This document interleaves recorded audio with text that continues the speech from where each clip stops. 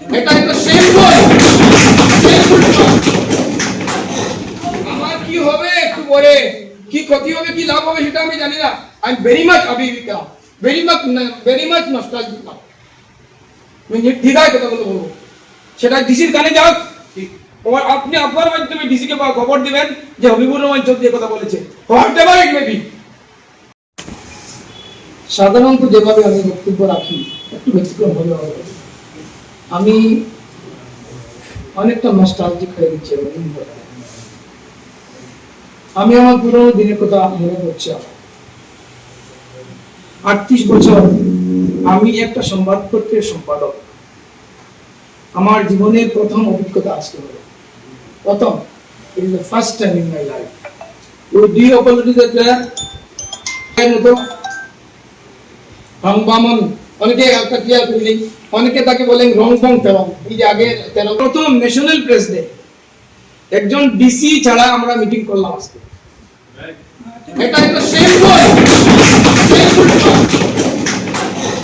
আমার কি হবে একটু পরে, কি ক্ষতি হবে কি লাভ হবে সেটা আমি জানি না। আই এম ভেরি মাচ আবিবিকা, ভেরি মাচ নস্টালজিক। আমি নির্দ্বিধায় কথাগুলো বলবো, সেটা ডিসির কানে যাক। আপনি আপনার মাধ্যমে ডিসিকে খবর দিবেন যে হবিবুর রহমান চৌধুরী কথা বলেছে, what ever it may be. আমি আমার রাইট পয়েন্টে করছি। কাল क्या होगा मुझे नहीं पता। আমরা এটাই আন্দোলন করে যাচ্ছি, কারণ শুরু করেছিলাম সংগ্রামের মাধ্যমে। আমার মিহির জানে, মিহির আমার সমসাময়িক 2 বছরের ছোট, যদি একসঙ্গে রাজনীতিতে কাজ করছি, ইউনিভার্সিটিতে হিসাবে কাজ করেছিল, এখন রিটায়ার করেছে। আমি উপদেষ্টা করেছি ওকে, কিন্তু সংগ্রামের মাধ্যমে নববর্ষ প্রসঙ্গের জন্ম হয়েছিল। পুলিশের বিরুদ্ধে সংগ্রাম ছিল।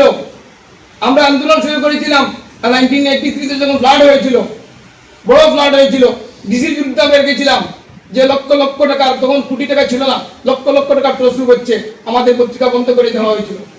সেই সংগ্রাম থেকে শুরুয়াত। আমাদের অতীত ইতিহাস যারা পুরনো সারা সবাই জানেন। আজকে এই সন্ধিক্ষণে, এই বয়সের সন্ধিক্ষণে আমার 65 ইয়ার্স রানিং, আমার সাংবাদিক বন্ধুরা সবাই একবার চেয়েছিল, দৃষ্টি আকর্ষণ করছি, আপনার সবাই বন্ধু বান্ধব আমার চেয়েছিল ওয়াকআউট করবে। আজকে ওয়াকআউট করবে না, সবাই সিদ্ধান্ত নিয়েছিল ওয়াকআউট করবে। আমি বলেছিলাম যে একটু বয়স হয়েছে তো বাইরে তোমরা একটু ধৈর্য ধরো, একটু ধৈর্য ধরো।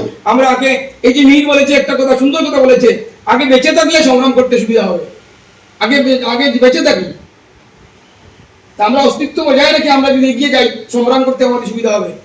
আজকে দুর্ভাগ্য যে 38 বছর সম্পাদক হিসাবে আমি আজকে নিজে উপস্থিত থাকলাম। আর আমাদের আজকে যে সব মিটিং গুলো হয়েছে, একটু আগে আধা ঘন্টা আমাদের দিন অপেক্ষা করতে হয়েছে, 8 ঘন্টা 33 মিনিট অপেক্ষা করতে হয়েছে। এগুলো রুটিন ডিউটি। কারণ ডিসি মহোদয়ের অধস্তন অফিসার ডিস্ট্রিক্টের সবাই, আমরা কিন্তু কেউ অধস্তন নয়। অধস্তন কেউ নাকি? আমার দপ্তরে কেউ চাকরি করলো, আমি বলছি আমি ওদেরকে অত পরাধীন করিনি, সবাই স্বাধীন। আর ডিসি সাহেবের সমস্ত ডিস্ট্রিক্টের আন্ডারে যারা আছেন, ওরা তাদের যাই হোক, কিন্তু ওদেরকে 1 ঘন্টা অপেক্ষা করা যেত, ওরা করতে পারতো। আমাদেরকে 1 ঘন্টা, আজকে বলছে রুটিন মাফিক যেগুলো মিটিং হয় এগুলো ডেইলি হয়, ডেইলি 2-3টা মিটিং ডিসি অফিস হয়। কিন্তু ন্যাশনাল প্রেস ডে বছরে কয়বার হয়? Only once. এবং যে সংবাদপত্রের সাংবাদিকদের একটু আগে মিহির বলেছেন জওহরলাল নেহরু আর ওদের কথা বাদ দিন, বড় কথা। কিন্তু আমাদের করিমগঞ্জে এরকম হয়েছে, আমার তখন বয়স কত ছিল, তখন আমার পত্রিকা 4 বছর 5 বছর হয়েছে। আজকে আমি গাড়ি নিয়ে, আমার কোনো কারণে স্কুটার চালাতাম, স্কুটার নষ্ট হয়ে গেছে, ডিসি সাহেব গাড়ি পাঠিয়েছেন, আমাকে এনেছেন। মণিবাবু তো আমাদেরকে অনেক বয়স্ক। আজকে আমাদের এই অধপতন হয়েছে, কেন হয়েছে এটা আমি আজকে এই সবাই বলবো না। এটা কারণ আমরাও কিছু আছি। কারণ আমরা আজকে যারা সাংবাদিক, তারা কিভাবে মন্ত্রীকে ফেস করতাম, কিভাবে আমরা ডিসিকে ফেস করতাম, কিন্তু সেভাবে আজকে ফেস করতে পারছি না। আমরা নিজে পরাধীনতার একটা শৃঙ্খলে আমরা বন্দী হয়ে আছি। আজকে অনেক কথা আছে এই মুহূর্তে যে কইতেও পারি না, সইতেও পারি না। আমাদের বন্ধু বান্ধব যারা আছেন, সাংবাদিক বন্ধুরা আছেন, জানেন আজকে কি ধরনের একটা সংগ্রাম, কঠোর সংগ্রামের মধ্যে আমাদের এগোতে হচ্ছে। আমাদের অনেকগুলো হাত পা বাঁধা। আজকে যে এই দিন, এটা একটা রূপ দেখানো দিন। জাতীয় স্তম্ভ, চতুর্থ স্তম্ভ, আমি হাসি। যখন কেউ বলে চতুর্থ স্তম্ভের লোক আপনারা, আমি হাসি। কেন আসি তা বিশ্লেষণ করলে অনেক কথা হয়ে যাবে। কারণ দৈত্যচ্যুতি আমি ঘটাতে চাই না। আজকে আমাদের এটাই দুঃখ। কারণ একটা কথা আছে, আমার ঘনিষ্ঠ, আপনাদের অনেকেরই ঘনিষ্ঠ ডাক্তার কামাল উদ্দিন আহমেদ একটা কথা প্রায় বলতেন কোনো কোনো কারণে, কোনো কোনো সময়ে, যে আমাকে সম্মান নাইবা করলে, আমাকে সম্মান নাইবা করলে কিন্তু আমাকে অপমান করার অধিকার আমরা কাউকে দেইনি। ভালো করে জিনিসটা বুঝবেন।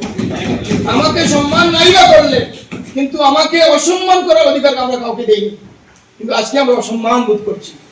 সেটা আমি আমার মাননীয় আমার ছোট ভাই প্রেরণের মাধ্যমে আমি ডিসি মহোদয়ের কাছে পাঠাতে চাই। আমি ডিসিকে নিজেও বলবো, আর যদি মনে করেন আপনারা যে আমার আজকে একটা অনুষ্ঠান আছে, 12টার সময় প্রোগ্রাম ছিল, আসিমগঞ্জে বড় একটা অনুষ্ঠান, আমাকে ওরা বলা দিতে পারেছে, যেতেই হয়, নাহলে আমি আজকে ডিসি সাহেব আপনাদেরকে সঙ্গে নিয়ে ডিসি সাহেবের কাছে যেতাম, গিয়ে বলতাম, জিজ্ঞাসা করতাম যে আপনার আমাদের সঙ্গে ব্যবহার আপনি কেন করলেন।